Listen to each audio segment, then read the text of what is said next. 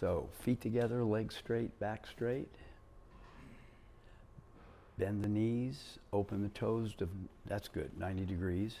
Heels, left over right, thumbs bent.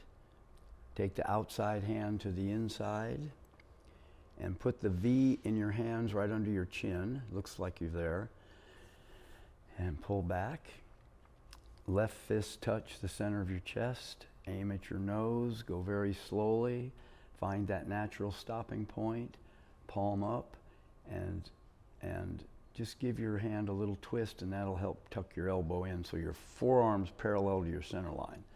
Point at yourself, point at the floor, point at the mirror, let your fingers spread apart, close one finger at a time, elbow strike to the rear. Right fist touch, do the same thing, aim at your nose, palm up, point at yourself, point at the floor, point at the mirror, and that's to get maximum rotation on your wrist, all that pointing. Left hand pak sao, which means slap block. Come back to center. Make the heel of your palm as high as your nose. Palm up. Give it a little twist. Point at yourself, point at the floor, point at the mirror, close one finger at a time. Right hand pak sao. Back to center, palm strike your nose, palm up, point at yourself, point at the floor, point at the mirror, close one finger at a time. Now open your hands, and yes, keep your thumbs bent. Now, this is how wide my hand is. So I'm going to drop one hand width, both hands. And then there's a natural tendency here when you extend your arms to drop your head. So make a point of keeping your chin up just a little bit to compensate. And you go palm up and lock your elbows. Now let me go first so you can just watch me. I'm going to turn 90 degrees toward you, and I'm going to make both palms down with the right one on top, and this hand belt high. So go ahead and do that. With the right one on top? Yeah, just look at me. No, I'm going to go the other way. Okay. In fact, okay. Yeah, just turn like that. Yeah, and lock your elbows. Lock them there. Look in the mirror. Make this hand belt high right here. And then come down with that one right about to there. So the guy's neck is here. And then fold like this. And do this. Grab on the outside. And then open. Because what you want is 90 degrees. And you can't see this, but you can see that. This is 90. And then touch your thumb. Yeah. Now, open up like this. You see now this is less than 90. That means this is more than 90. So go back. That's what you want. And now now look in the mirror. Your hips are forward of your ankle. There you go. That's what you want. And you can test your position by just lifting your foot a little bit. So face the mirror and lift your chin a little and turn your toes inward. And start moving your left toe until then your right foot moves. Good. And then face back to the mirror, moving only your right foot. And keep moving your right foot, right toe, until it pushes the left one. Keep moving. There you go. And now here, let your bottom hand come out. Squeeze your elbows together so you got parallel forearms, and that's good. You got good distance here. A lot of people drop back, but you're keeping this fist and a thumb. A lot of Wing Chun people talk about a fist. I like a fist and a thumb. And now, some guys just punched, and your hand goes under his elbow, and this hand pushes down on his wrist, and you break his arm. And now you grab his elbow, and you palm strike, and you chop, chop, chop. Come back to this position. Face the mirror. Keep moving the left foot until it pushes the right foot. And now a lot of Wing Chun people do this. There's no application for that.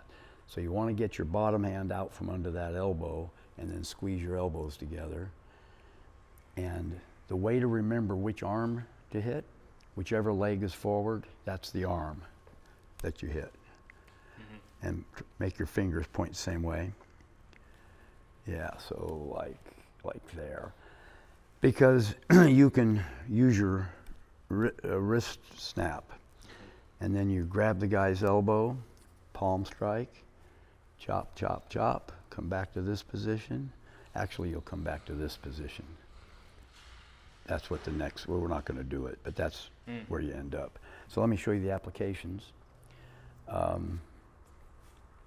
So we finished, that's the last thing we did, and then you drop. And the reason you drop is just because this is a rising move, and your hands are too high here. You've seen people do this, so do that to me. See how that splits your move? Now look over my shoulder in the mirror. I'm going to push down here, and then that thumb knuckle is going to hit you there or there, and I'm going to toss you into that wall or into that car or over that cliff. A student of mine years ago was a Yolo County deputy sheriff, and he was the guy they sent to the state to learn approved techniques that he could come back and teach the patrol officers and the correctional officers. This one was for the correctional officers. And he didn't like the technique they taught him. The scenario was your back's against the wall. But in Wing Chun in our third form, do that to me again, you step back and you kick the guy. Well, he didn't have the option of stepping back. So do it again. So this splits your energy. And you go palm, put your hands on me. You go palm up right here. So there's no, this would probably do it. But going palm up pushes out on your elbows. And you want your hands right over the person's shoulder, and then you just want to snap to the side. Either way. I mean, if this leg was out, I couldn't go that way, but whichever way. And maybe you throw him into one of his buddies, and then you go after the other guy. So it's a really good technique. So let's do it a couple more times. Yeah. So open your hands and then drop them one hand width. Reach out, lock your elbows. Now keep them locked here. There's a tendency when you turn to bend them, but you're connecting your turning hips to your hands through these locked arms. You'll hear Wing Chun people say we never lock our arms. Well, never is a big word. There's always an exception. And maybe there's no exception to always, or always, anyway. So then let me go first and just watch me. Turn with palms down and make your fingers point the same way. And go a little, belt high would be here. And you can test this distance by doing that. So that represents the other guy's neck. And then fold. This is called Lan Sao, L-A-N, Lan Sao. And this would be a double Lan Sao. Sao means hand or arm. In this case, it means arm.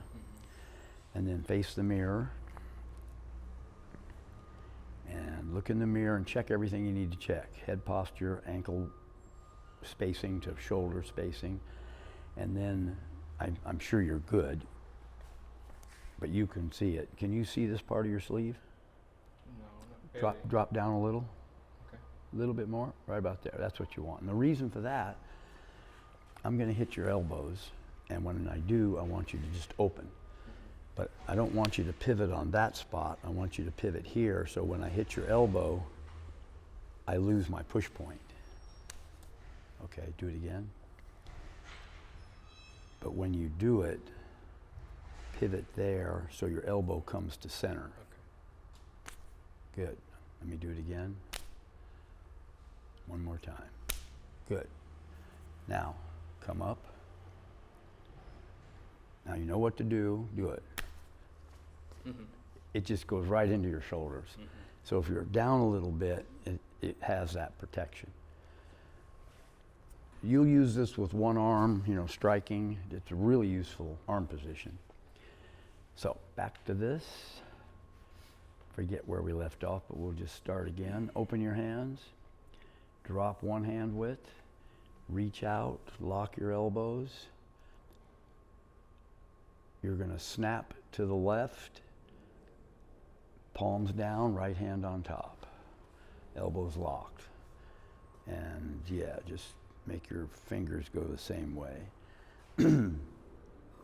Double lawn sow, and face the mirror. So check your head posture, your ankle spacing, and how much of that you can see. Face right. Okay, go back. Start, yes, that's it. Because otherwise, look at my feet. Otherwise, you get here, and then you got to do that, right? And then face the mirror, and lift your chin slightly, and start your right toe moving. There you go. Let your bottom hand come out. Squeeze your elbows. Oh, I forgot to show you that application. And the arm break. So, you've got the guy's elbow and you hit his wrist. And a lot of Wing Chun people do this, but you can't. It's awkward to use your wrist snap, and you can use it here.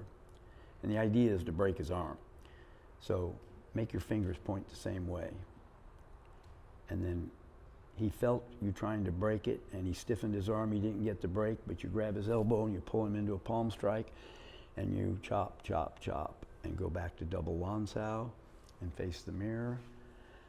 Check your ankle spacing, your head posture, and whether you can see on top of that sleeve, and start your left foot moving and turn right.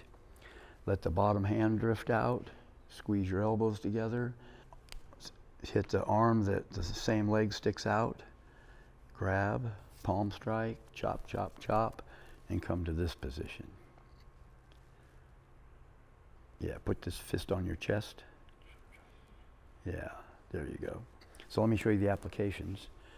So throw a punch. So this isn't in the form, but it's very important because you want that guy's arm locked out.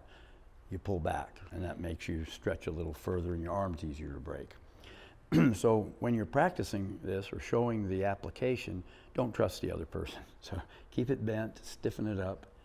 And so stiffen it up more. This is what you're trying to do.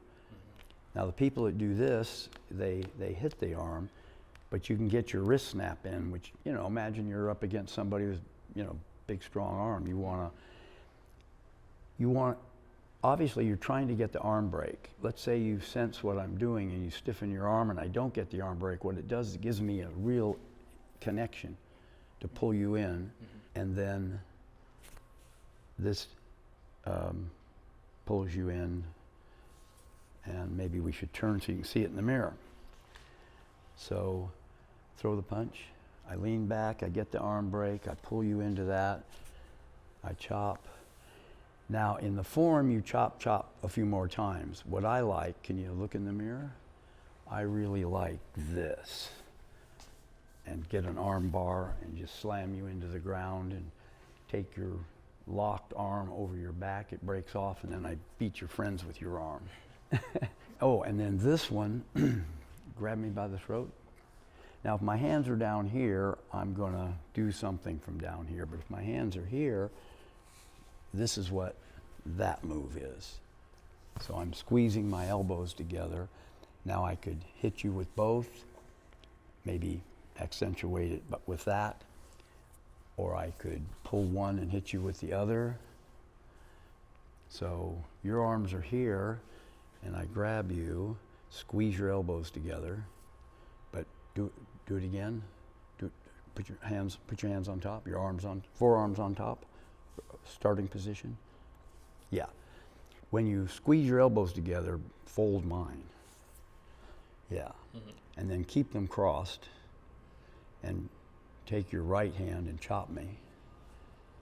Do it without breaking contact. There you go. That's it. Now squeeze this one into center. That's it. Hit me with the other one. Squeeze this one to center. There you go. Now just step back and pull with those. And now explode out and hit me with an X strike to the neck. Cross your arms, both cross them both. That's it. And go up an up angle. There you go. This is so delicate.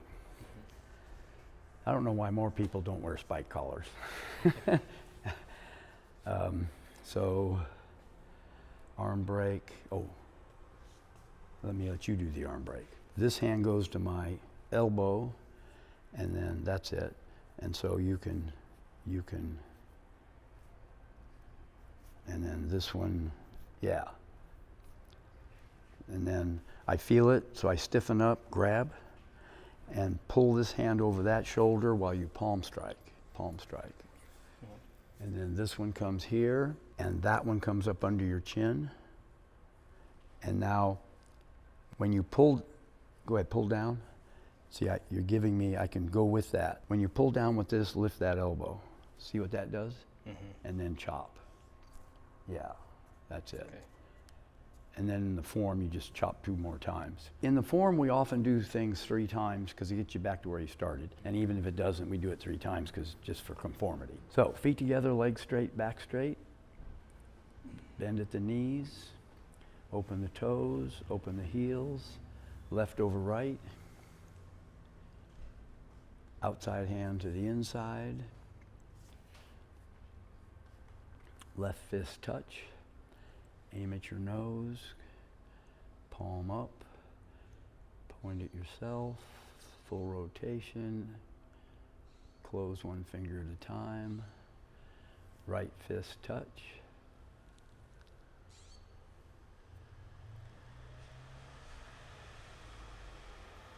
Pak Sao, come back to center, heel of your palm as high as your nose. Hun Sao means circling hand, and that's a case where it means hand, not arm, as in Lan Sao. Hun Sao. Open both hands, bend your touch your thumbs, drop 1 hand width, reach out, lock your elbows, keep them locked as you snap to the right hand on top. And try to make your finger, there you go. Double Lan Sao, face the mirror. Lift your chin slightly. Now, yes, lower down. Check your ankle spacing to your shoulders, your head posture, and face right. Start with that foot. And then face back to the mirror. And check everything, and then start your right toe moving. Let your bottom hand drift out. Squeeze your elbows.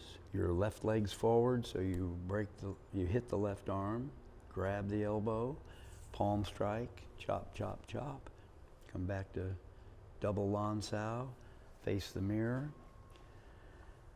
Check whether you can see this. Your ankle spacing, your head posture. Start your left toe moving. Let the bottom hand drift out, squeeze your elbows together, arm break, grab, strike, chop, chop, chop. Come to this position. Good. Probably need to do it a bunch more. Yeah.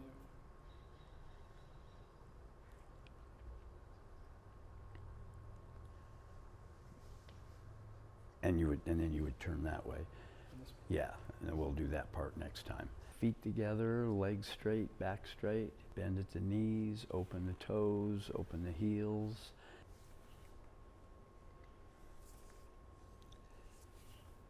And let's just go to the new part. Open your hands, drop 1 hand width, lock your elbows, keep them locked as you turn. Right, do it again, right hand on top.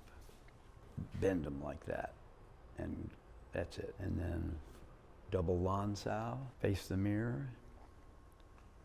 Can you see that sleeve? Ankle spacing to shoulders, head posture. Start your left toe moving. Now, don't move. Lift your front foot 1 inch. There. So your weight was way into your front foot. And in the mirror, your hip was forward of your ankle. And then face the mirror. Lift your chin. Face left. Start your right foot moving. And that's it. Squeeze your elbows together. Left leg's out. Hit the left arm. Grab the elbow. Palm strike. Chop, chop, chop. Come back to double lansao, face the mirror. Start your left toe moving.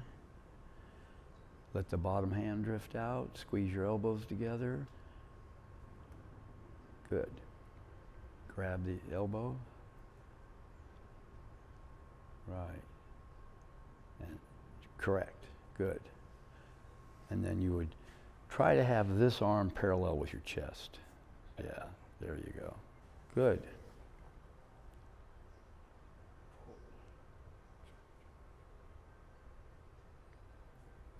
Yeah, and yeah, right there also. And then the other thing to think about is you want your elbow in front of your shoulder, right there, yes. Because you'll use this to strike, and if it's more than 90, it has a tendency to absorb. Also, go ahead and face me here. Put your arms down. I want to aim at your center cylindrical core. You know, a lot of people look at the wooden dummy and they try to visualize a person, you know, who has 3 arms and 1 leg. I mean, but it's 2 arms high, or 1 arm high, 1 arm low, and the 1 leg, the second leg is the lower part of the dummy body. But I say look at the person and visualize a dummy, rather than look at the dummy and visualize a person. And what I want you to visualize is that central cylindrical core, because that's where your balance is. So if I hit with my elbow out, it's going to have a tendency to spin you. I actually want it less than 90 degrees so that it's striking to your center core. Because more than 90 will cause you to spin, but it also is weak. It doesn't transmit the energy as well as 90 or less, and not much less. So when you're in this position, I have you grab, so that, because pretty much for everybody, that lines all this up. Your fingers stick out a little, but it gives you 90 degrees in both positions. So let's just do it again. Do as little and talk as little as possible.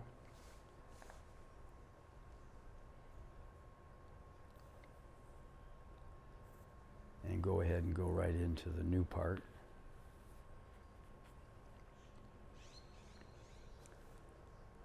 That's it. Now maybe just pick up your front foot slightly. Yeah, you were pretty close. Double lansao. Face the mirror. So you do this before you do the opening, and then check everything and face right. And face the mirror. And remember to start with your right toe moving. And do the opening. Yeah, both, yeah. So this is one motion, right? Yes. It's here, and we go here. Right, and Okay. I have added this. Okay. Almost no other Wing Chun instructor does that, and that's why so many people do this. But you got to get it out of there so it doesn't get caught under the other elbow. That's it. And the same leg, you hit the same arm, good. Double lansao. So after you go, there's 3 chops. Yes. 2, 3. Correct. And then you come down. And you go to here, yeah. And then face the mirror, good. Check everything, lift your chin slightly. Start your left toe moving. Open again. Good, good.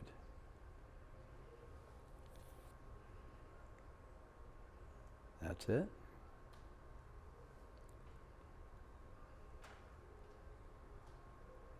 That's it. Excellent. You're 90% there. Do it one more time. Then from here. Well, you would face it. Okay. And that, we don't know that. Okay. We haven't done that part. So yeah, so open again.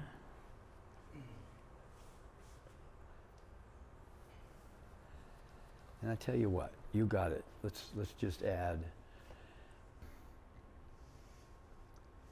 The reason I teach you to do this and then that is so many Wing Chun people, part of it's they look down and then they do that. So I have you do this for a while before you add that, but you're a pretty quick learner, which is probably a negative for shooting video. I remember I did some video with my instructor, And the guy was a little slow, and I told my instructor, hey, it's probably good because you don't know what the people watching, whether they're quick learners or slow. So I have you do this in order to get you used to keeping your upper body straight. Maybe we'll do it next time. So go ahead and start again. But that's the reason that I separate them in the beginning.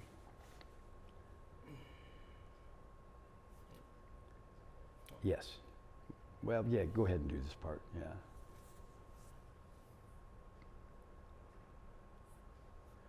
And then just open your hands. Now keep your elbows locked as you turn to the left. Start your right toe moving. Okay, come back. So what you did was that. Keep them locked. Oh, you keep them locked. Keep them locked. Now don't move. Don't look down, but can you sense that your front foot's pointed straight ahead? Yes. So turn the toe inward. There you go. So it's good to get a sense of all this stuff without having to look at it. So double lawn sow. Face the mirror. Remind me when we get done with this part, I want to show you why you keep your elbows locked. So that's it. Good. Good. Start your left. That's good. Your right toe. I said left. Now, go back here. So you did, you're probably pretty far enough away, but you did this very slightly. So try to keep it out. Good. Arm break, grab, palm strike, chop, chop, chop. I should not be talking. You know how to do this. Face the mirror.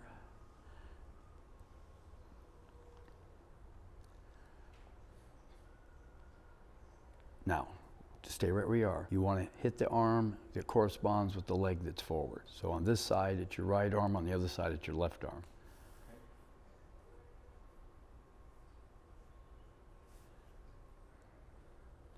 So that's the easy way to remember it.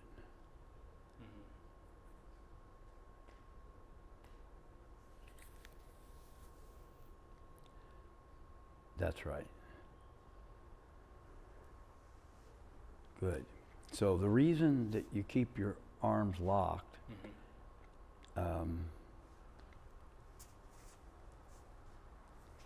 and you got to have less than 90 degrees here, is because it connects to my turning body, and you're throwing the person. Now, if you run into somebody, one of those really, really tough guys, and you do this, resist me, and it doesn't work, you just go the other way. You bounce off resistance. My email address is Ricochet Rhythm, and that's a Wing Chun energy. You bounce off of stuff. Put your arms up, and what it does is there's something in it's all throughout your body. It's called the stretch reflex. You know, when the doctor hits your knee and your leg does that, he's triggering the stretch reflex. And I had a doctor student once, I said, what are you looking for? And he says, a hyper reaction or a muted reaction, which says you've got neurological problems. But that reflex stiffens up your arms to protect this joint from being hyperextended or hypercontracted. That's as far as my arm will bend, and if you forced my wrist to my shoulder, you'd pop that joint. So to protect it from sudden force, that reflex triggers, and you can trigger that in anybody. So you put your arms up. This is obviously a target, that's a target, and these are up to protect those. But I call these the highway to him. Boink. So just keep your arms up, but relax them so you can see in contrast how I can stiffen up your arms and rob you of your balance, because the primary goal in Wing Chun is to take the other guy's balance. Because if you're off balance and out of position, nothing you do will be effective, and I can probably take whatever target I want. And, this is a non-stressful situation, but, if I was really trying to hurt you, getting thrown off balance would be a panic moment. And so you'd be on defense emotionally as well as physically. So,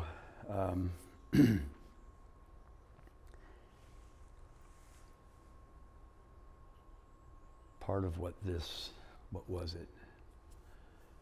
Anyway, I forgot how I got there. Who is the lock? Why keep your arms locked? Wait, okay. Yeah. I had a student once a woman who took up boxing, and boxing coaches will teach you to drag this around, and it was stretching her arm muscles. So I taught her to don't move your body until it lands and push it instead of pull it, and that solved the problem.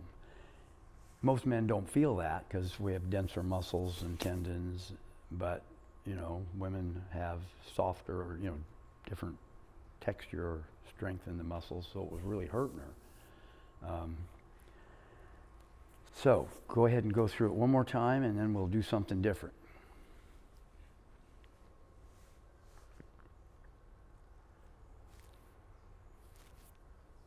Keep your elbows locked as you turn. And then get a little bend in your wrist, yeah.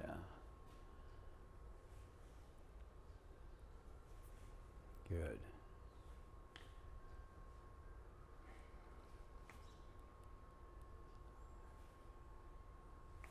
Good. Double Lansau, yeah. Now, see how your feet are parallel? Try to have that.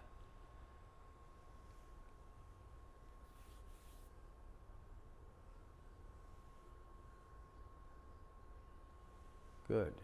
You're moving.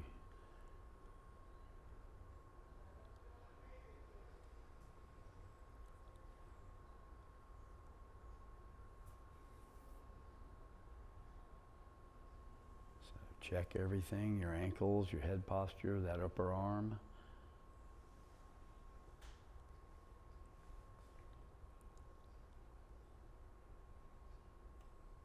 Try to make your finger, yeah, that's it.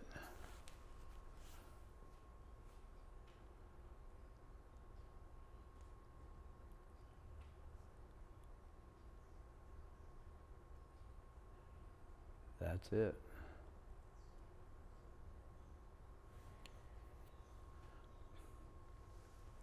Excellent. So let's make a point of reviewing this before you go, so you own it and can practice it over the weekend. The footwork, footwork is so important.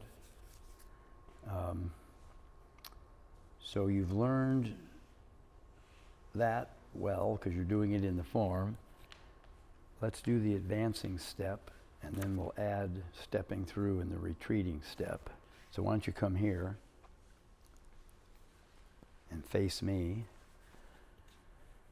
and drop down into your stance and face, starting with your left leg, yeah. And I'll switch so I'm the same way you are. And you move your front foot 2 inches, snap the back foot. Front foot, back foot. And you really want to snap that back foot because you're keeping your weight on it. Have you ever seen somebody pull a tablecloth out from under place settings? Mm-hmm. He has to do it fast, otherwise they'll end up on the ground. And what happens is he snaps it hard and it really makes the plate sit up and he pulls it out from under it. Turn your back toe this way a little bit. It'll help you, I think. So it's easier to learn this with short steps. Everybody wants to take a long step, but if you don't learn it with short steps, your long steps will be sloppy and you can be swept, and there you go, good. Now, don't move. I'm going to describe, don't change anything. Do you feel like your front foot's crossed over? And that's probably because you did that. So just swing your ankle out, your heel. There you go, that's good, that's good. I wonder where that came from. My shoes? Yeah, so just keep doing that.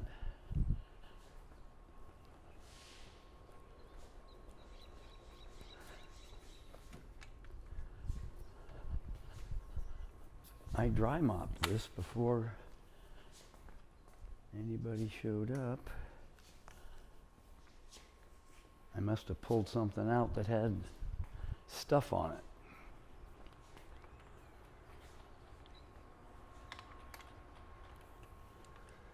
So it'll take a while before you get the muscle control to where it works out. But right now you just want to check. There you go. Because you could see your heel, right, of your back foot. And this is awkward for a while, but then you get comfortable with it and you can take long steps. Now, I want to show you something new. If you really need to take a long step, turn your toe out. And you're going to do two things. You're going to step through and step. Good. Now, generally, that throws everything off. So, yeah, we don't do two in a row on this because it ends up causing problems. Okay. Take your back toe and turn it this way a little bit.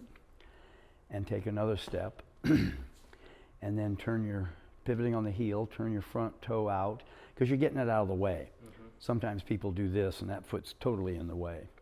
So you turn your toe out and you do two things. You step through and step. And turn your front toe inward. And take another short step and turn. Now it looked, I wasn't looking completely, but it looked like you moved both feet at the same time. So that jeopardizes your balance. So take a step. Let me get a little bit ahead of you. So turn your lead toe out. Step through and step. Step. Toe out. Step through and step. And then check your weight distribution and good. Take a regular step. Toe out. Step through and step. Good. Now turn your back toe this way. Back toe, yeah. Take a step. Step through and step. Good. Turn. And can you see your back heel? Mm-hmm. Yeah, just move your foot. And turn your lead toe this way and your back toe that way. And take a step and turn your toe out and step through and step. Yeah, you're doing pretty good. Usually when you do that, your hips are off, so you want to double check and make sure they're perpendicular to your center line.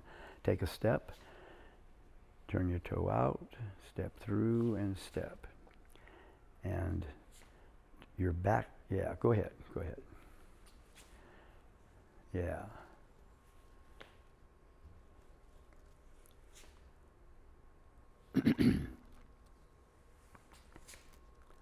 Now, look in the mirror, turn your back toe that way. There you go. Now, stay where you are. This is called a retreating step, but in Wing Chun we don't retreat. But sometimes you got to buy a little space and then come in at an angle. So all you're going to do here, you're going to step back with your rear foot, which essentially means you're pushing off with the front foot. That's it. Feel yourself pushing off with the front foot? Mm-hmm. Yeah. Now how you would apply this, if you were putting real pressure on me and I did that, I would then maybe maneuver. And you'll learn that footwork soon. Now, lift your front foot slightly. Good weight distribution. Now your front foot looks, there you go, good.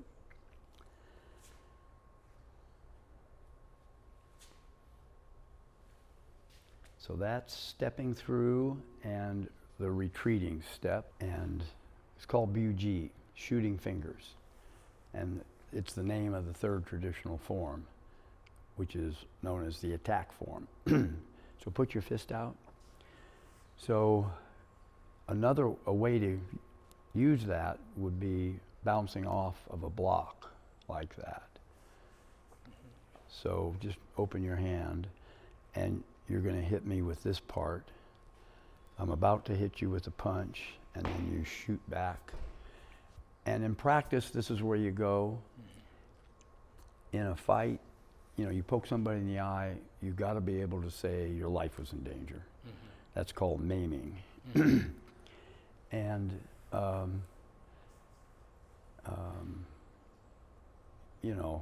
if you shot somebody, you'd have to be able to explain that your life was in danger and you were defending yourself. And it's the same thing with these kind of techniques. So, put your hand up about here and open it, and just, that's it. And you're taking it in this direction. That's it. See, I've got my balance. Go ahead. Now I don't. And do it again, and shoot it. So keep going, point your fingers, yeah. So you'll probably get in on that. And then do the same thing here. With that hand. So you could do it against the other arm, the other punch. And so do it again. And if I threw another one, fire it. Now that one's not going to get in, so what you do here is you grab it and pull me over there and hit me with the other hand. And hit me with the other hand, right. So block this one. That's right. Now, do it again. And pull me into another strike. It could be a chop, it could be a palm strike, fist. Do it again.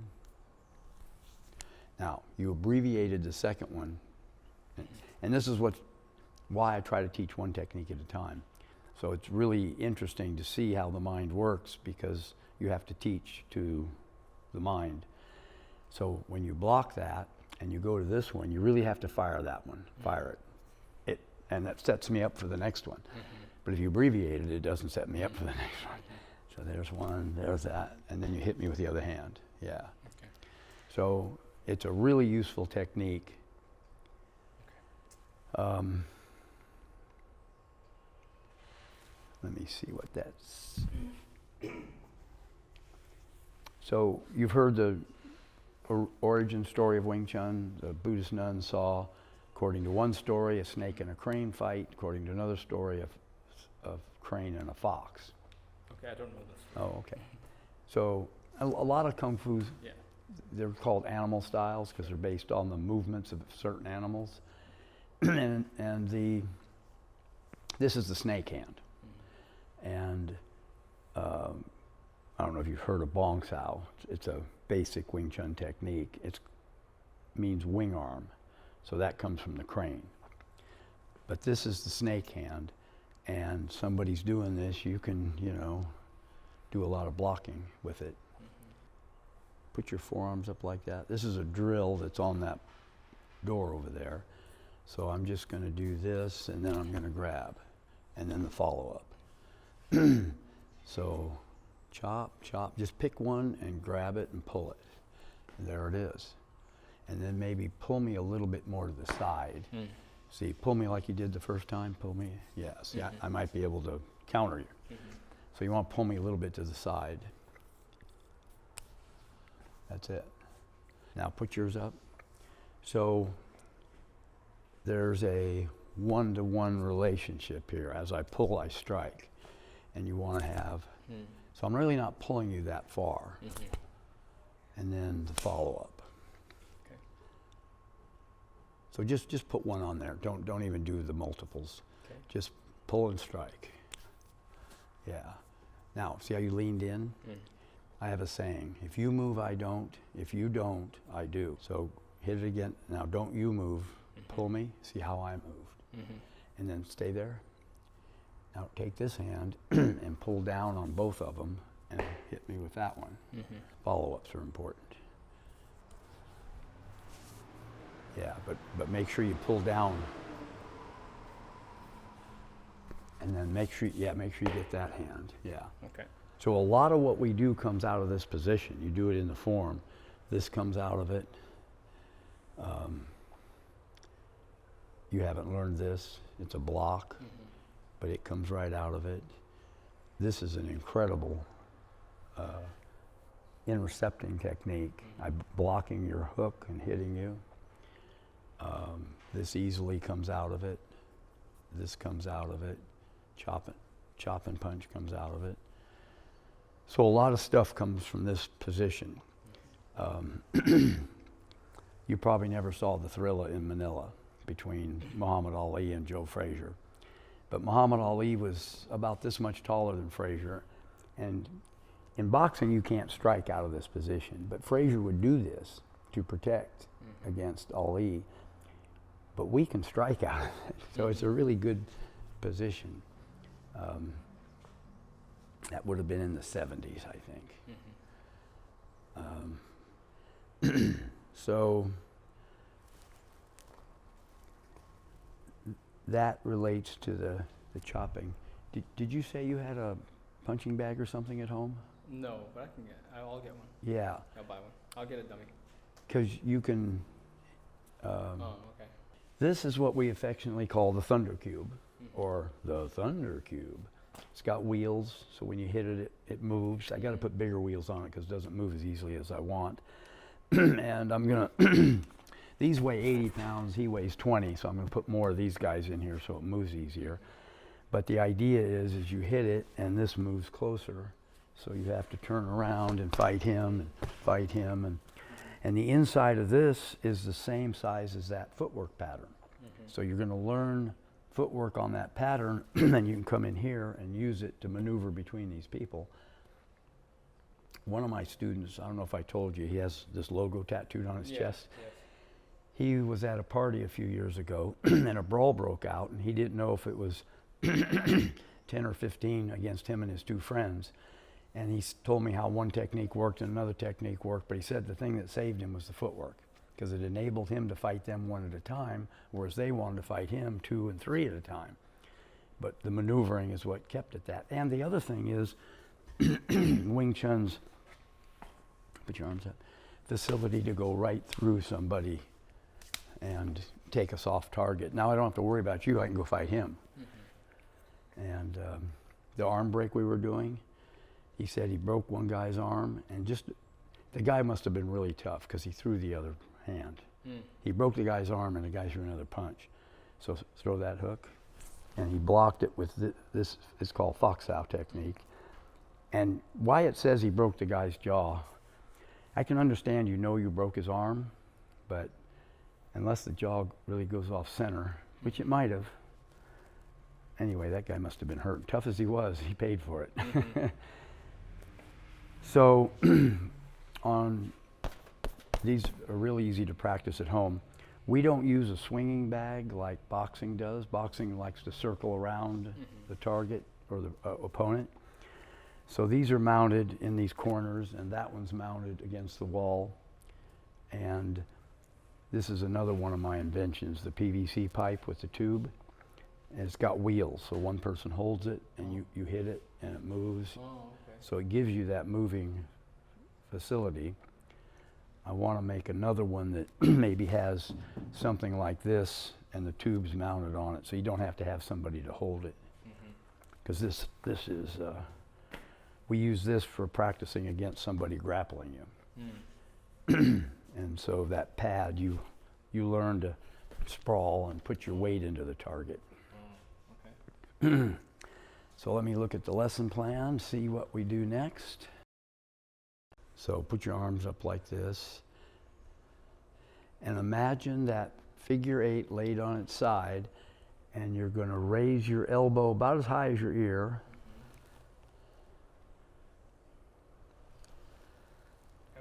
Are you keeping? In most, when you're doing this in the form, you want a little space. Here, it doesn't matter. And so you're going as high as your ear. When you're hitting on the down movement.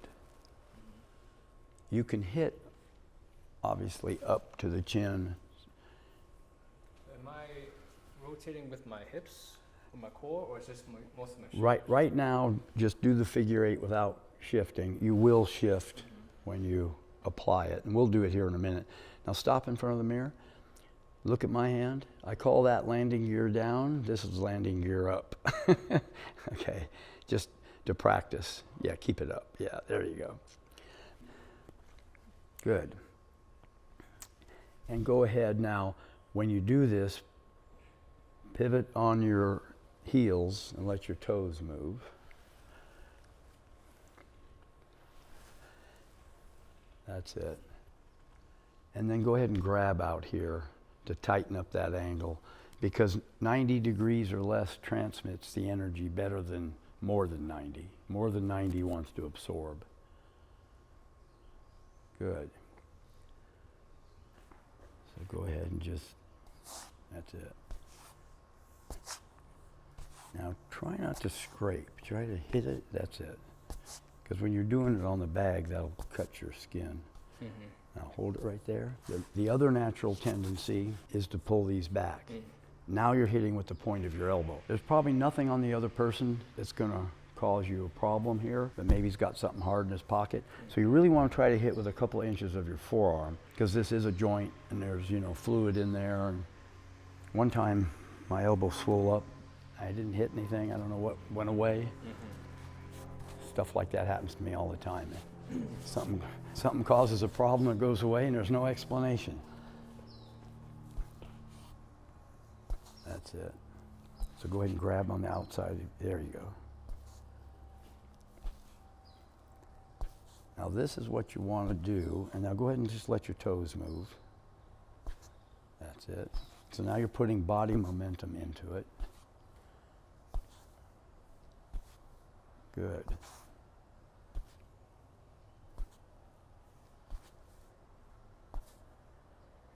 Good. So let's go over to this bag. Go ahead and have one foot forward, but have your weight back. Actually, these are in the wrong place. I just turned it around because, you know, if you hit it after a while, it gets a pocket in it. Let's use this bag. So you don't want to hit, imagine there's a person there, and, you know, shoulders are out here. You really want to drive to the core on an angle. So you want to hit within a couple of inches of that center line. And you want to hit on the down movement. And then look at my feet. I'm pivoting on my heels and moving my toes. I'm going to do it the opposite. I'm going to lift my, see here I'm lifting my weight when I pivot on the balls of my feet. So go ahead and enter the thunder cube. And I said over there we should do it 1 foot forward. Yeah, let's do it that, because you're going to do other techniques. Now try to have one forearm on top of the other. There. And let your, that's it. Good.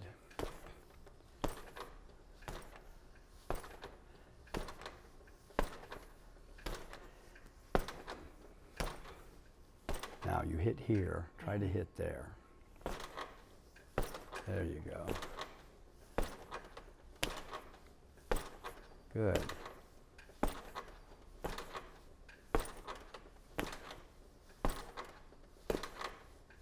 Now hold on for a second. Now stay right there, lift your front foot 1 inch. Okay, so get closer. There you go.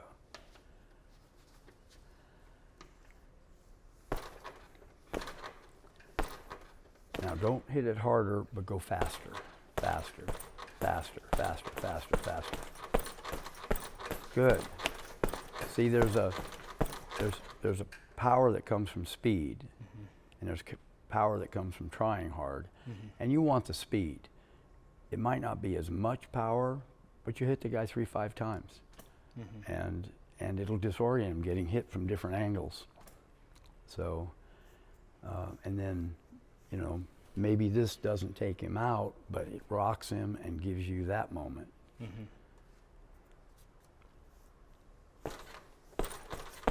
That's it, that's it. That's what you want to do. Now stop. And from here you can go into this technique. Oh, are you cut? No, Just red, okay. yeah. So you're hitting him with the elbows and he starts to move away, you hit him with a longer range technique.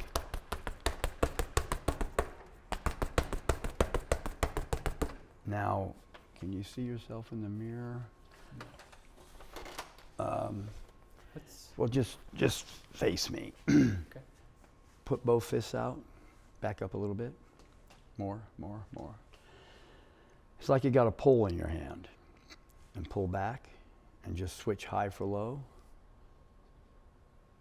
Pull back, switch them. We switch them on the pole? Well, don't even think about it. Okay.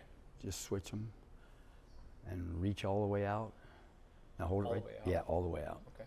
And have about 3 fist distance between them.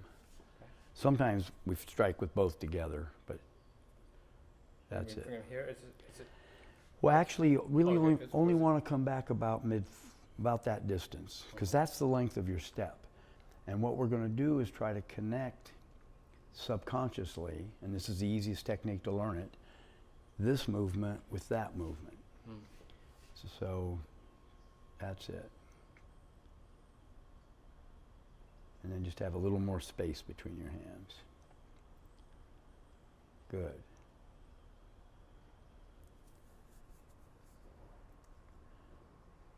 Now, your striking surface is that wide. Tilt the stick. And now your striking surface is that wide, which is about the flat part of my chest. You get wider than that, you get into the round part. Yeah, now here's vertical. Here's 45 degrees. Have it 30 degrees, let's call it. And you're doing it correctly. You want this finger over the thumb. You don't want that, because now it's really wide. Good. Little more, yeah, that's good. Little more space between your hands. There you go. Good. Now, am I still keeping the same principle of not overextending? Or am I semi-locking? When you're doing the form, I want you to learn that spot. When you're doing this, I don't want you to lock out and keep it there. You're going to hit the end and bounce off. So your arms won't be locked out. Because you want a relaxed way of hitting. And I don't want you to put the brakes on. Which if you were going to stop at this spot and you're moving that fast, you'd have to put the brakes on. So I want you to, good question, go out and don't lock out, but bounce off that end point, and your arm will bend a little on the return. So now face the bag, and you have that center line, the seam, and if you had your fist straight up, that's what it would be. But now you see, this is on the center line, that's on the center line, but your striking surface is that much wider.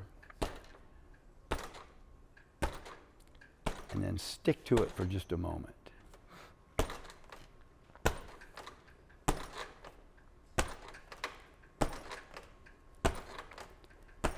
Now, to break the habit, the natural habit of moving in with it, right when your hands strike, just sink an inch, a half an inch.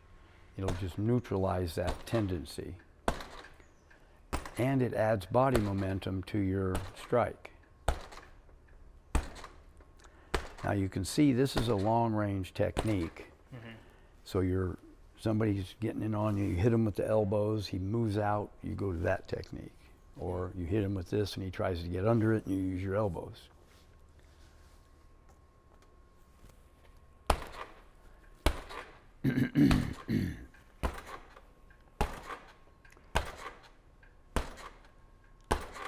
Good. So now you understand it. Let's do it advancing, because what we want to do is ingrain in your subconscious, so you're not thinking about it, the connection between your hand movement and your step. So let's do that.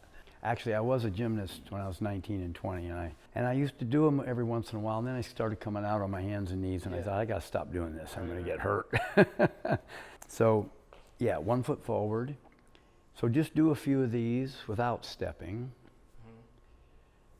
And then you're just going to, without thinking, just pick one and take a step.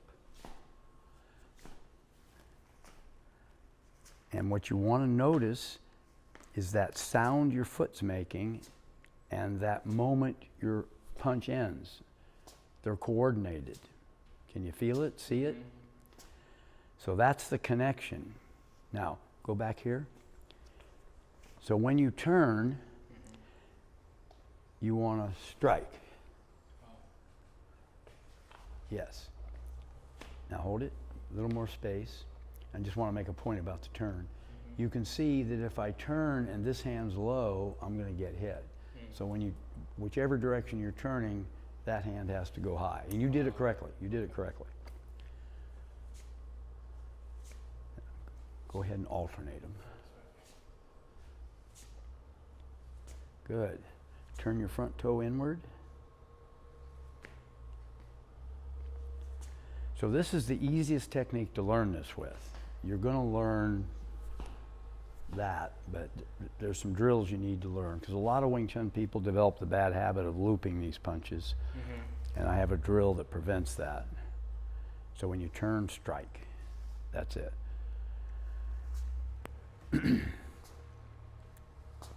Go a little lower with your low hand, yeah.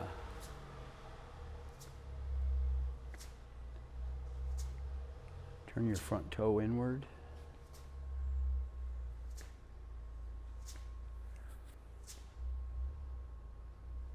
Strike. Boom, there you go. Front toe.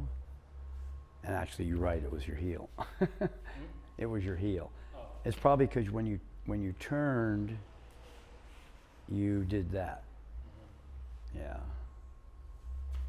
No, front foot first. Move your front foot. There you go. That's it. Now hold it. Look down at your feet. See how close they are? Yeah. Move your front foot. There you go. Look down at your... So you want that spacing. And usually what it means, if your feet are too close together, you're standing too high. So you need to lower down. That's it.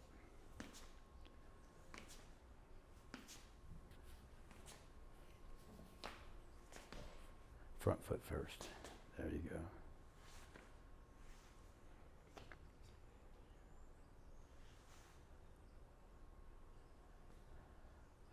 And you know, a good thing to do when you turn, fire that one and then just fire another one to get your rhythm going for the next step. So fire 2 and 1 more. That's it. Now go ahead. Yeah. Front toe.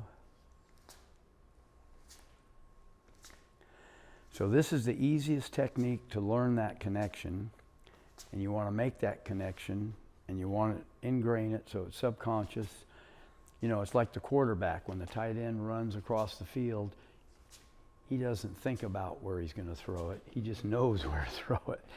So you want to do this until you have that ingrained in your brain. I think I busted a rhyme.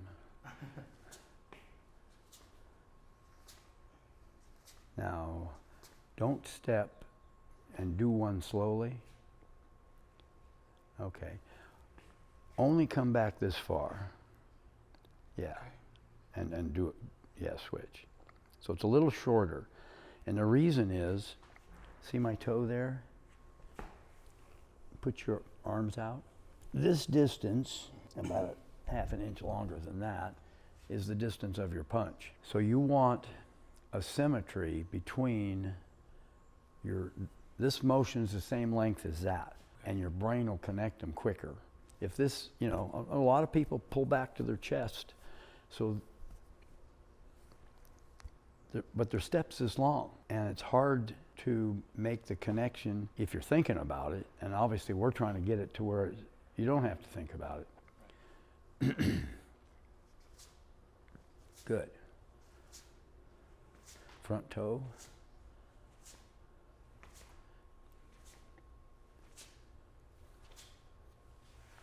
One more. There you go. Let me turn on the fan. No, that'll ruin the sound. I'm glad the weather cooled off.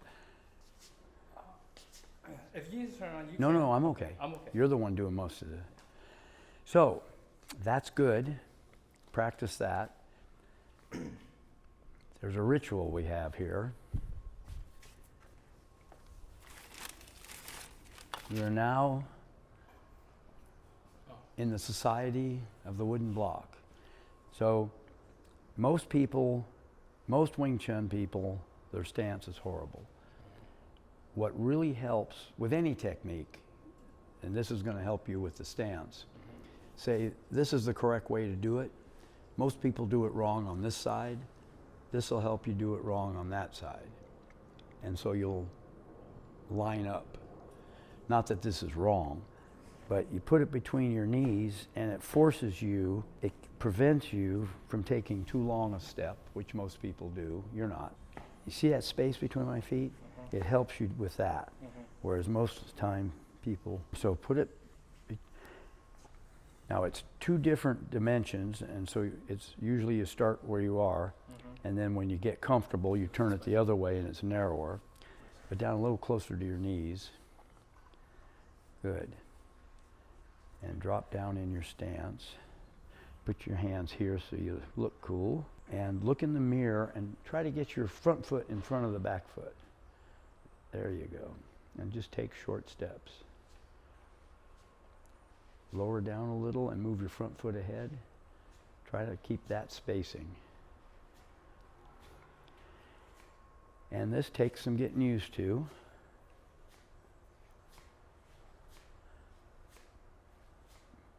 Turn your front toe inward. And hold it right there. Just take that little arch out of your back. Oop, and just, that'll help lower you down and straighten your spine. Now you should be able to turn. Try not to look down. Move your front foot this way about 1 inch, and your back toe this way, and your front toe that way, and take short steps. Turn your shoulders, there you go.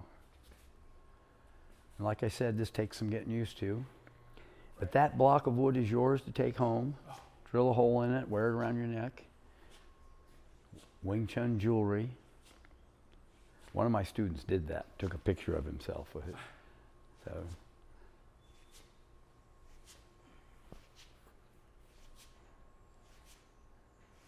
It's 24 inches. Okay. If it's too long, you just tie a knot in it. And this gives you a different feeling. That you have to pinch.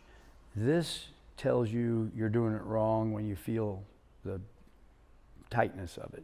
So this sort of encourages you to keep your knees closer together. So give that a try.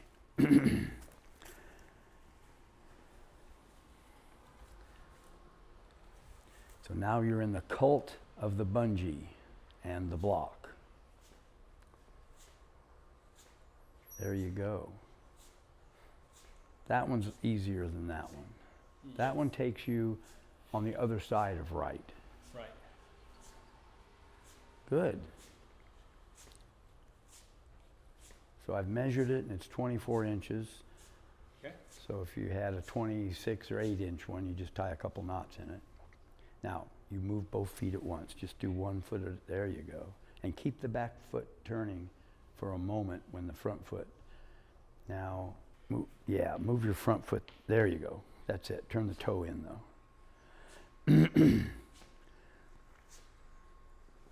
Good. Keep doing that. I'm going to mark off a few things.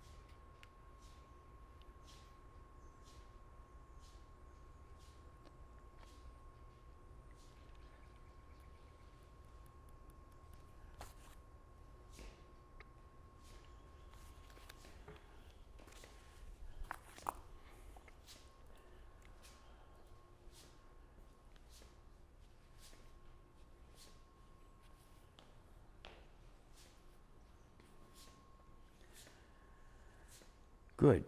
So you know what that's like, and we need to do it in here more, and also you need to do it at home. Back on the elbows, you know the Wing Chun chain punch. Just punch like that. There's several counters. One of them, keep punching, keep punching, keep punching, is to just do the same thing in the opposite. And punch again, and come in, come in, come in, is to use those elbows. Because when you're here, your elbow and my elbow are same place. So that really works. So get in this position. So I'm gonna punch, and you wiggle your elbows, and then come in, see, and bring the next one in, yeah. And that's what you wanna do with those elbows, to just keep them going, because they climb right over the other person, like one of those trucks with the big tires. You have the superior position here. Now you don't. And now you use the elbows. So I got your wrist, just lift them. Yeah, see, I'm awkward. Now start wiggling your elbows and come in, there you go. And then if the distance breaks, you go to this or you go to that. So this is, you know, in the form, you're just lifting your arms up. And you can do it with one arm. You know, if I grab one arm, just lift it up and punch underneath with the other hand, yeah. So you just lift and, or BUG. If we're in tight here and I come up with this elbow, lift that elbow behind my shoulder. Bruce Lee had a saying, your technique is my technique. So if I do this, you do that. Doesn't apply in every situation, but there are some like this. I was sparring with John last night, and he observed that a lot of times he did something, I did the same thing. Good.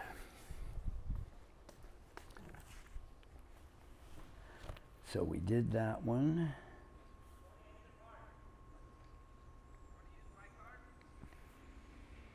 Oh, one more.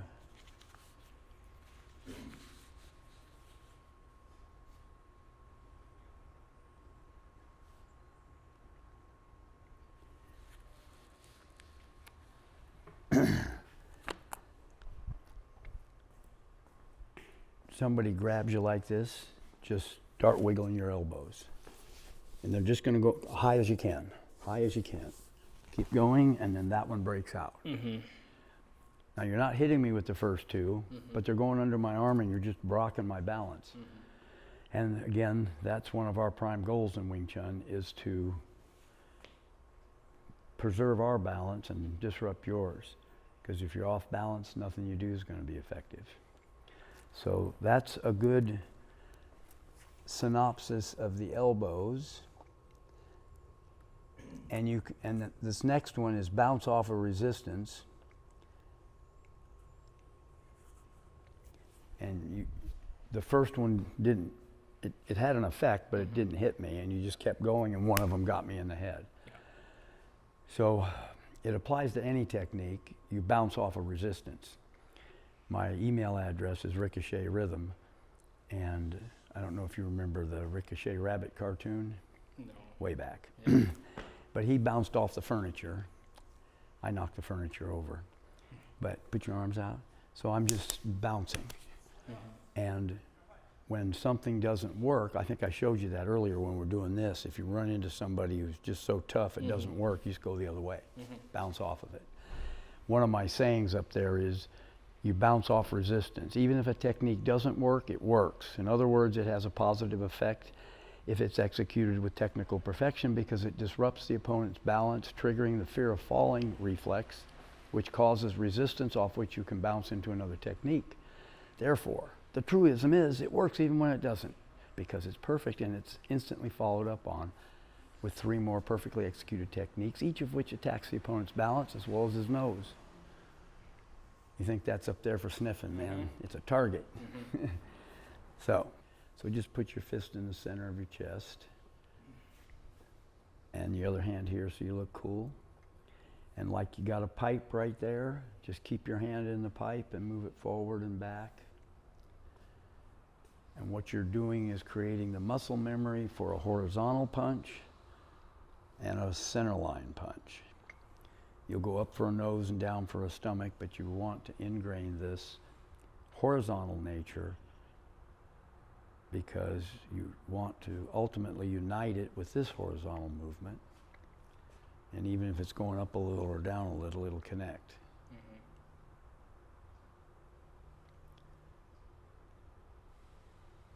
That's it. And find that natural stopping point and try to stop there without putting on the brakes, so you're going fairly slow. And this helps you relax, because you want relaxed energy. Did I explain the whip versus the pipe? Yeah. So you want whip-like energy. It's easier to follow up. It has a different effect. So go ahead and do the other hand.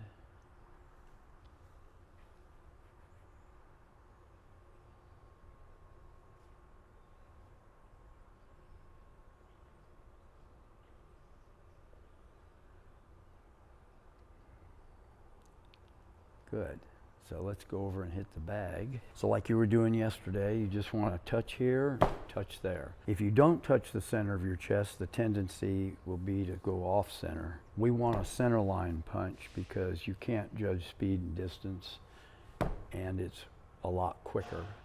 And while you're doing this, you want to look him in the eye because you can still see this. And you want to pause there for a moment and let your energy penetrate the target.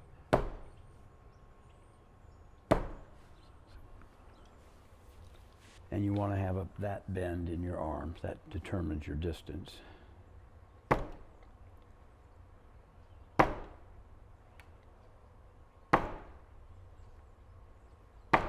Now look at me. You're oomping it. Try to just keep it. That's it. So what's happening in the back end here, you're getting a little tense. So just relax and keep it horizontal. That's it.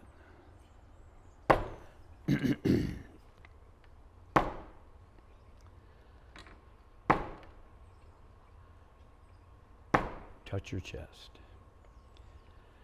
So when you punch with one hand, you always touch your chest. You punch with two, you won't.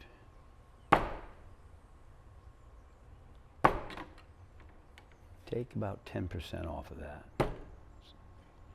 It's easier to relax if you're not trying to hit it hard.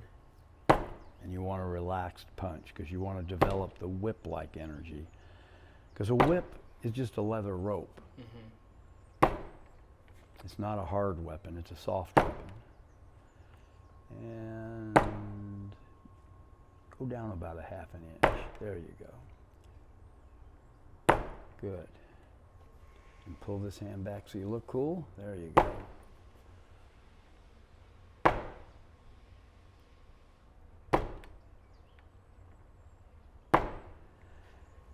And a negative thing that happens when you try hard is you want to get your body into it. And we're trying to break that connection. Because, did I have you block this hard the other time? And then, Yeah. So when you block it hard and I'm connected to it, you get my balance. Mm-hmm. But what you want is, if that gets blocked, I just borrow that blocking energy and it comes right around and hits you. So you get beat up, you're just using my hands. Instant karma. Good. So hit it with the other hand. Turn your toes inward. And anytime you can, at home, you're standing around for some reason, drop into your stance. Because you want to get past the pain. You want it to become comfortable.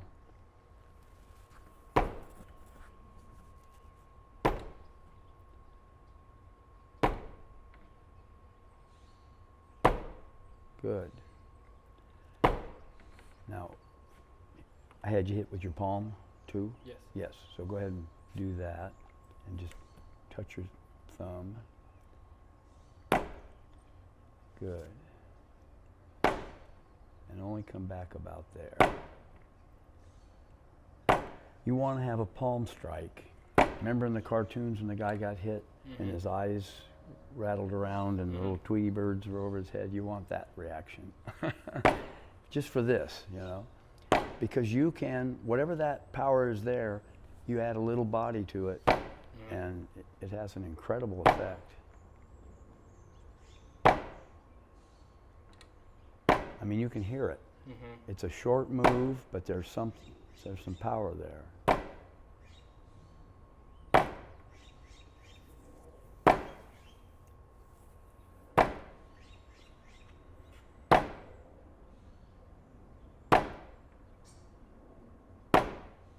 Good.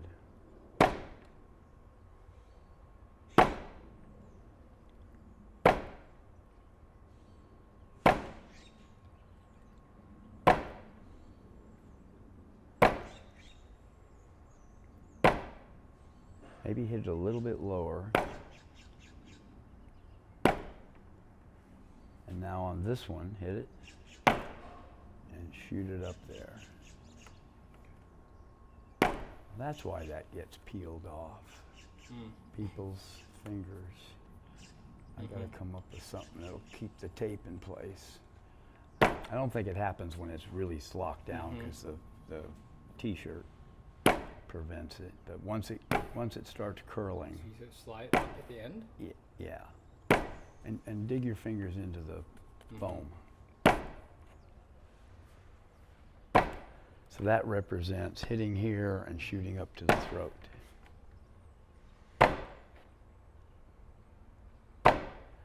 Which is probably something you might not do in a fight. You might go straight to the throat. But when you're sparring, you gotta have ways of hitting the opponent that don't hurt him. So, and then let him know by touching that spot. So go ahead and do it with the other hand.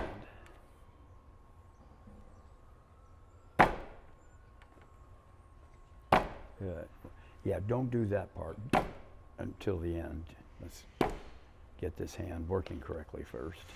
You know, it's like those guys that spin plates on top of sticks. You got to get one going before you get the other going.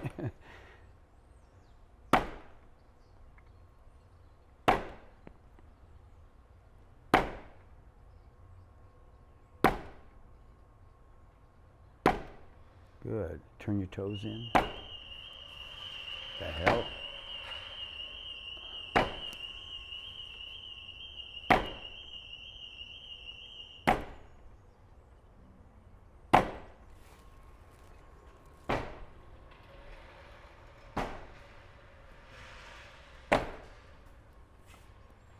Good. Go ahead and shoot up. So this is driving energy.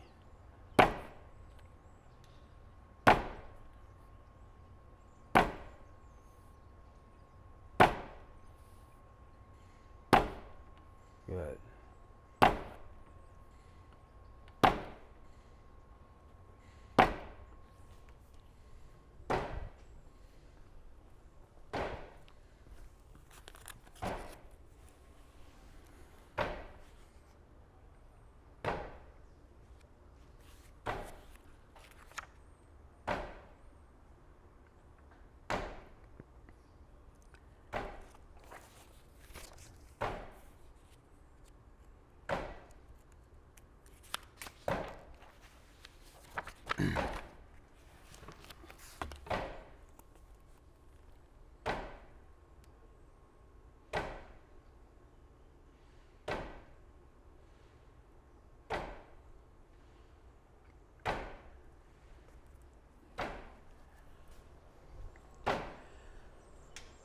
So have we done anything on the dummy other than this?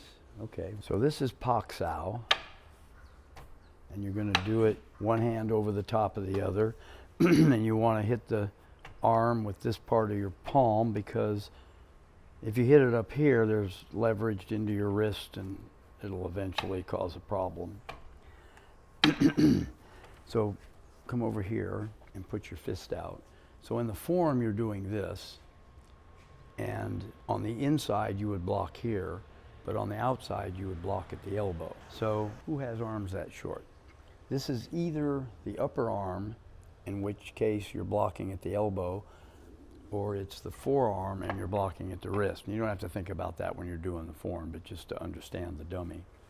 So you don't want to hit it hard. You want to hit it fast.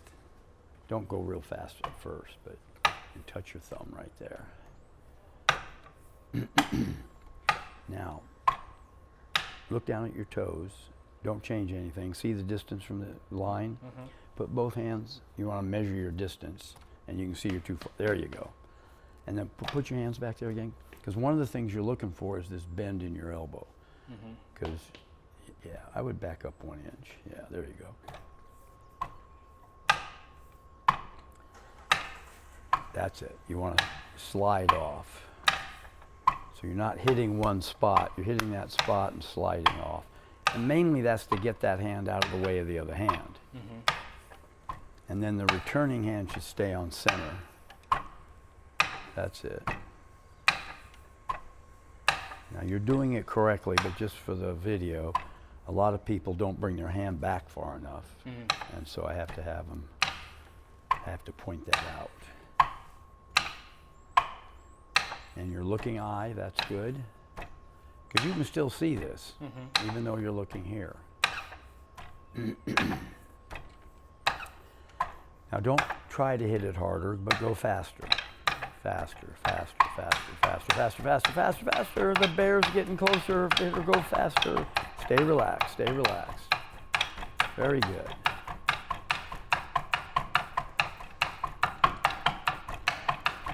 Very good.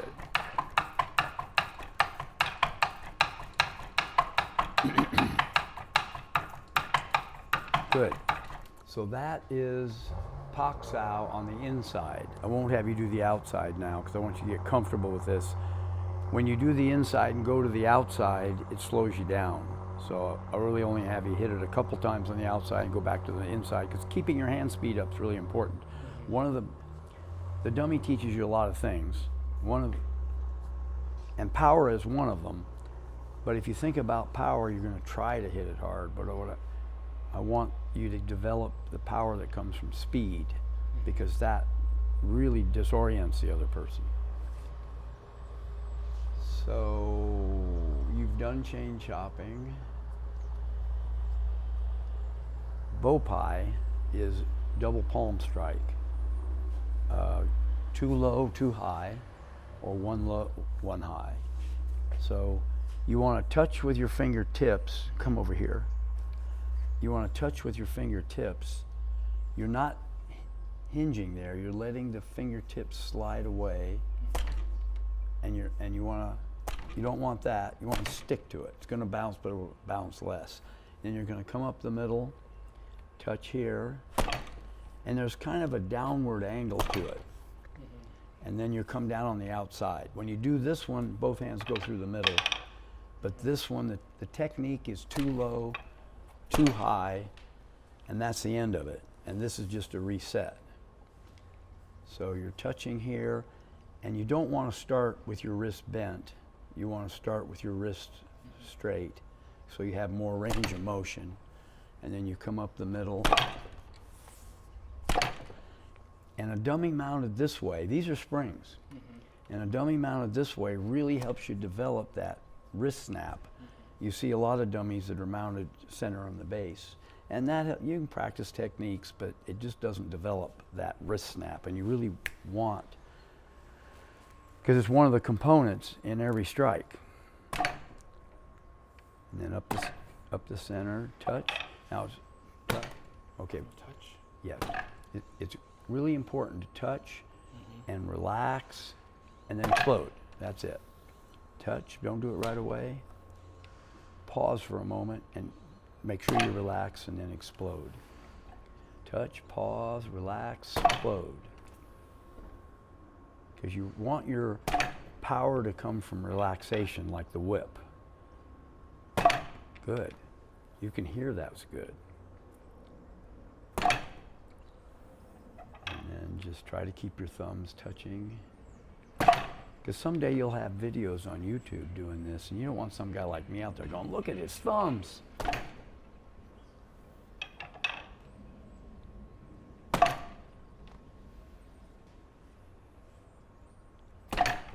One day one of my students got up there and shot a video of me doing the dummy form. And I said, am I doing that?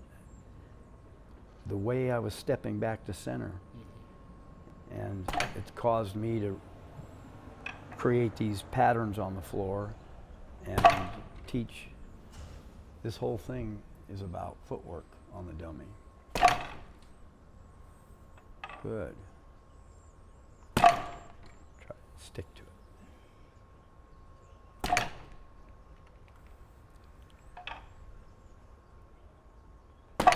Now there's a tendency whenever you hit it to put your body into it. You can neutralize that just by sinking a little bit right when you snap your wrists. There. But stick to it. Yeah, maybe half that sinking.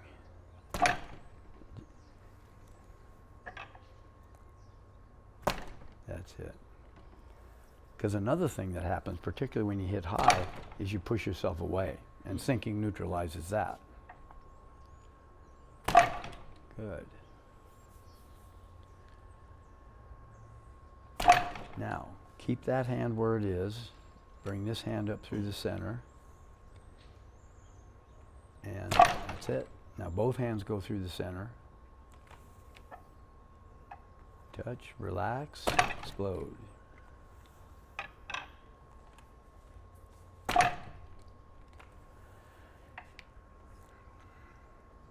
Now you'll see Ip Man and other people strike like this. My wrists don't bend that far. I had a student once who could take his hand back of 90 degrees. Yeah, I just not, you know, not. If I'd be happy if I had 90. I'd be happy if I had that. So the way you take the stress off your wrist in that situation is you just make a little space between them. And let me just show you. So your spine is flexible, but your shoulders and your pelvis are rigidly attached. So just feel how I'm taking your spine in two different directions. I think if you really nailed that, either you'd hurt the person or you'd have to submit a chiropractic bill to him because you have adjusted his spine. So these guys, when he starts rising up like that, you can bring him down. So that's bow pie. Both palms strike low, traveling between the arms.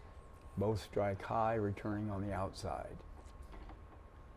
Both strike, but one's high and one's low.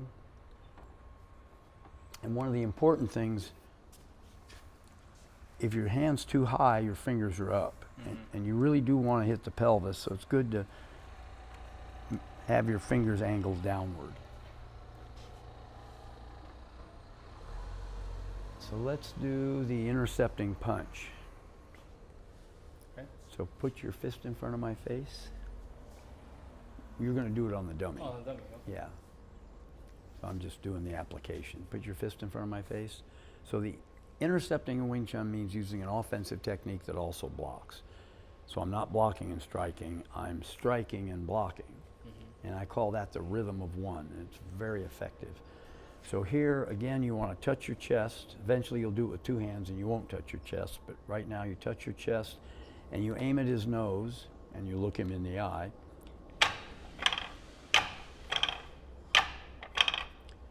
And the idea here is to get you used to your punch going in that direction, because what most people, not so much on the dummy, but on a person, is they go after the arm. And you want your energy to go there and get used to running into something that doesn't distract you.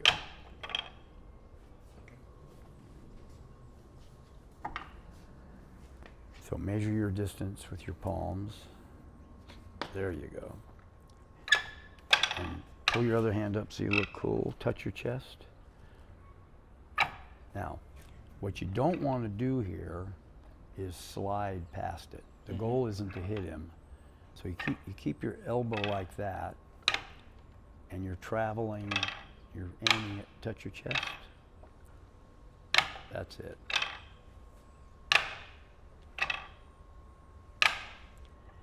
And you might have to put a little intention into that position.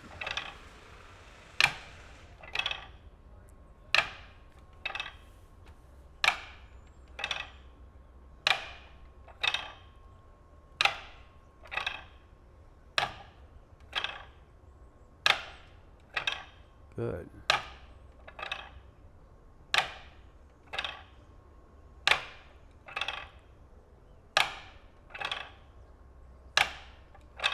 Keep doing that.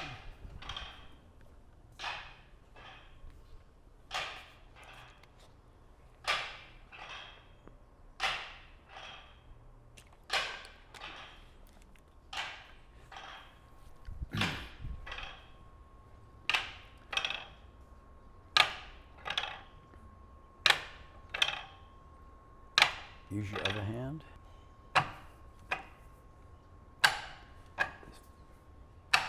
Yeah, that's it. You were sliding on the first two. So you're right-handed, correct? Both. Oh, Yeah. okay, Yeah. My left is technically stronger. okay. You're right with the right I'm of right it? with the right. But Okay. everything else is my left. Do you throw with your right? No. Oh, a true ambidextrous person.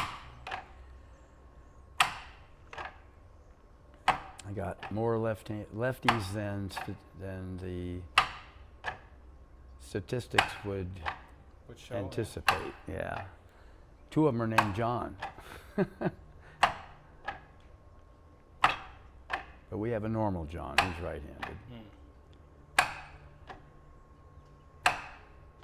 So, but in Wing Chun, we try to do this everything with both sides. So you develop an ambidexterity, even if you probably never be what an ambidextrous person is, but more so than you otherwise would have been. And then pull this back. There you go. So this is the intercepting punch. It's one of the techniques that requires the dummy to be your height. Because if it's too low, it's really hard. Height, or? Well, here's how you measure the height of a dummy. Go ahead and get in there. And you'll need to know this when you set yours up. Drop down in your stance. Hold your left arm straight out. Drop down. Put your heels out. There you go. So this is your height. This one is, see these 2x4s? They used to be on the ground. So I raised this up for the 6-foot+ people, and you can see it's too high for me. You can work out on it. Yeah. This one of my students made this adjustable thing for. I want to lower it down, but I got to make a couple more legs. That's the height for that leg. I want to lower it down because right now, if you put it in the upper position, it's 1 inch lower than that, and I want more because I'm going to get adjustable for that one too. So it'll have 3 positions. This will have 3 positions. But then you got to make more legs. Yes. I made that leg, so I'm capable of doing it, but it takes time. Yeah. So that's the intercepting punch. We got to check those off on your paperwork. Hyun Sao is circling hand. Now, you're going to go around the end of the arm. You're not going to do that on a person. So here you are striking me. You're on the inside, I'm on the outside. Now I'm on the inside, you're on the outside. So that's one application. Grab my wrist. Another would be reversing wrist grips. So what you're going to do here is you're going to point at yourself. You're going to go around the end of the arm. Let me do it on this side. You're going to go around the end of the arm because if you try, and this is what a lot of people do, they try to go in earlier and it makes their elbow go out.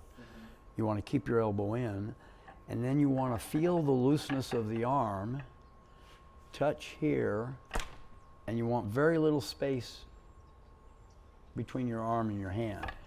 One of my seniors at my instructor school, he never even touched the arm, which made me think about it. You want to touch it, you want to feel that looseness, you want to have contact with it right until you strike, so this space is as small as possible.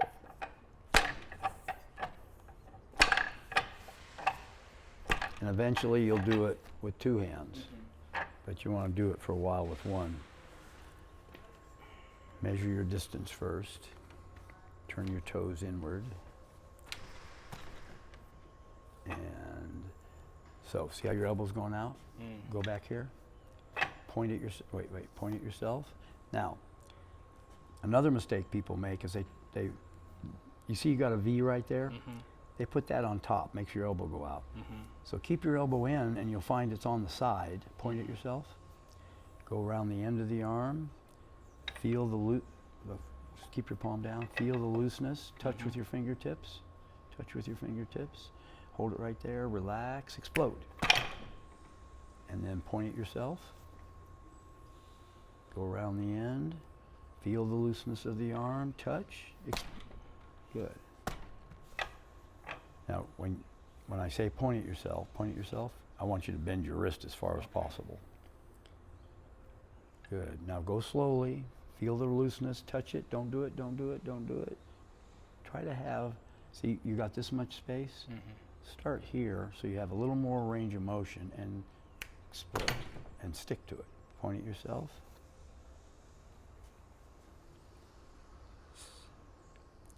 Feel the looseness. Touch it, but don't do anything. Relax. Explode. Good. Really bend your wrist. Touch it and pause for a moment. Just relax and then explode. So you're exploding from relaxation, not from trying hard. Feel the looseness, touch it and pause, and then explode. But try to stick to it rather than let it bounce. Okay. It'll bounce, but you'll be stuck to it. Good.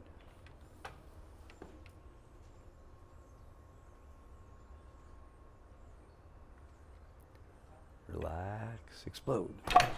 And you're in contact. That's good.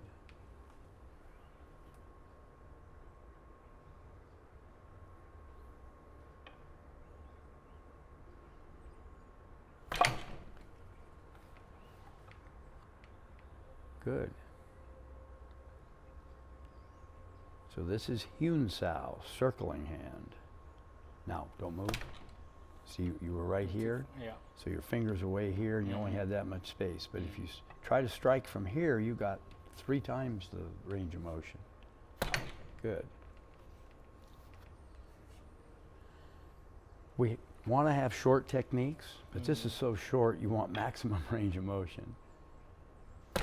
Good.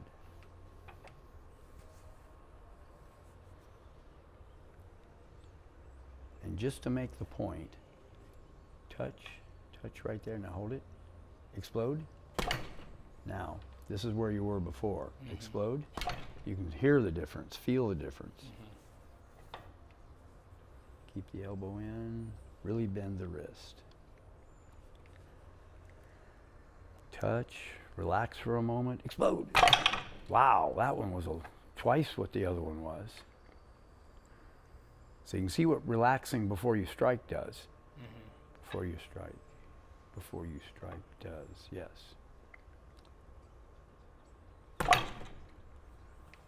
So you do this 10,000 times in this relaxed way, and then when it's real, you can explode fast. You don't even have to think about it.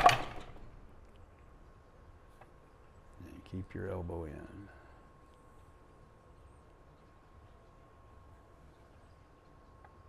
Touch, relax, explode. Do it with the other hand.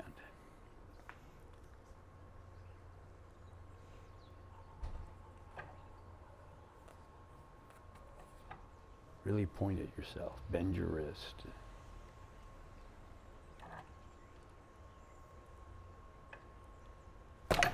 Good. Turn your toes inward. There you go.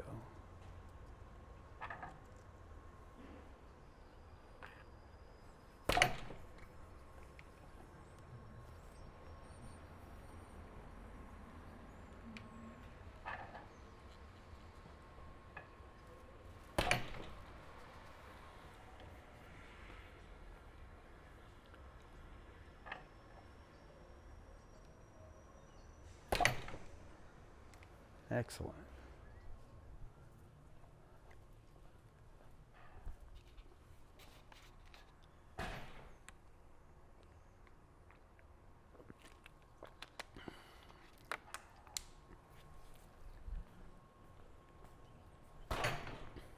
Let me mark those off.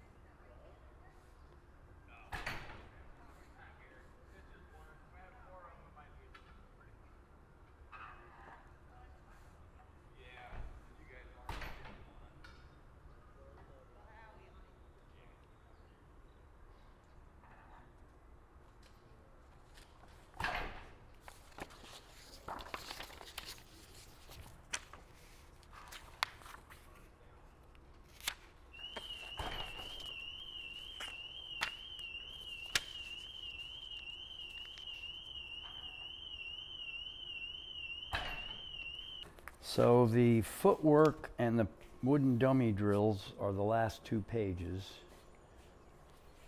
So next time we'll go over the stretching and the footwork. So you did the inside today. You did this yesterday. So you can look this over. Sometime, were you able to, you didn't take this last? No. Okay, so take one home with you today and read these first 2 pages. Read the first 6 pages. And then it's good to, even if you can't practice, to review what you did. I read this study once. They had somebody write some original music and they gave it to 3 groups of musicians and told one group practice it every day, the other group just do it one day, play it once during the week, and the third group just read it. And they all did pretty much the same. Now they were real musicians, so they were playing it in their minds. Sure.